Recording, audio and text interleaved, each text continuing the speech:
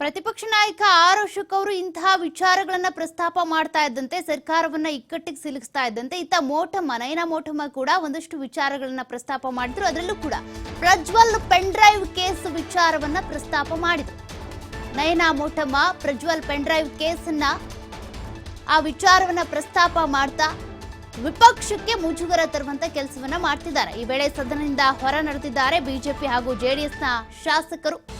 ವಿಚಾರ ಪ್ರಸ್ತಾಪ ಆಗ್ತಾ ಇದ್ದಂತೆ ಹೆದರಿಕೊಂಡು ಎಲ್ಲರೂ ಹೋಗ್ತಿದ್ದಾರೆ ಅಂತ ನಯನಾ ಮೋಟಮ್ಮ ಲೇವಡಿ ಕೂಡ ಮಾಡಿದ್ದಾರೆ. ಚರ್ಚೆಗೆ ಹೆದರಿಕೊಂಡು ಹೋಗ್ತಿದ್ದಾರೆ ಅಂತ ಬಿಜೆಪಿ ಜೆಡಿಎಸ್ ವಿರುದ್ಧ ವ್ಯಂಗ್ಯವಾಡಿದ್ದಾರೆ. ನಯನಾ ಮೋಟಮ್ಮ ಎಲ್ಲರೂ ಹೊರ ನಡೆದ ನಂತರ ಪ್ರಶ್ನೋತ್ತರಕ್ಕೆ ಅವಕಾಶ ನೀಡಿದ್ದಾರೆ ಸ್ಪೀಕರ್ ಯುಟಿ ಖಾದರ್ ಅವರು. ವಿಧಾನಸಭೆಯಲ್ಲಿ ಈಗ ಪೆನ್ ಡ್ರೈವ್ ವಿಚಾರವನ್ನ ಪ್ರಸ್ತಾಪ ಮಾಡಿದ್ದಾರೆ ನಯನಾ ಮೋಟಮ್ಮ. ಈಗ ಪ್ರಸ್ತಾಪ ಆಗ್ತಾ ಇದ್ದಂತೆ ಬಿಜೆಪಿ ಜೆಡಿಎಸ್ ನಾಯಕರು ಅಲ್ಲಿಂದ ಹೊರ ನಡೆದಿದ್ದಾರೆ.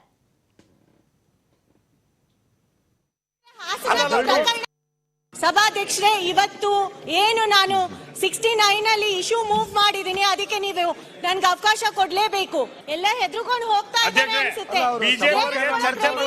ಯಾಕಂದ್ರೆ ಹಾಸನ ಪ್ರಕರಣ ಹೊರಗಡೆ ಬಂದ್ರೆ ಮುಖ ಇಲ್ಲ ಅಲ್ವಾ, ಅದಕ್ಕೆ ಎಲ್ಲರೂ ಹೊರಗಡೆ ಹೋಗ್ತಾ ಇದ್ದಾರೆ.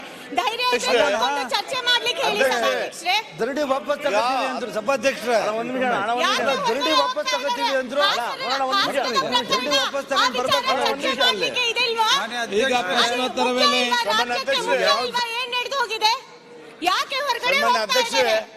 ಅಲ್ಲ ಅವ್ರಿಗೆ ಈಗ ಅವರು ನಾವು ಚರ್ಚೆ ಅವಶ್ಯಕತೆ ಇಲ್ಲ, ಪ್ರಚಾರ ಬೇಕು ಆಯ್ತು. ಈಗ ಪ್ರಶ್ನೋತ್ತರ ಸಭಾಧ್ಯಕ್ಷರೇ, ಇವತ್ತು ಏನು ನಾನು 69 ಅಲ್ಲಿ ಇಶ್ಯೂ ಮೂವ್ ಮಾಡಿದೀನಿ, ಅದಕ್ಕೆ ನೀವು ನನ್ಗೆ ಅವಕಾಶ ಕೊಡ್ಲೇಬೇಕು.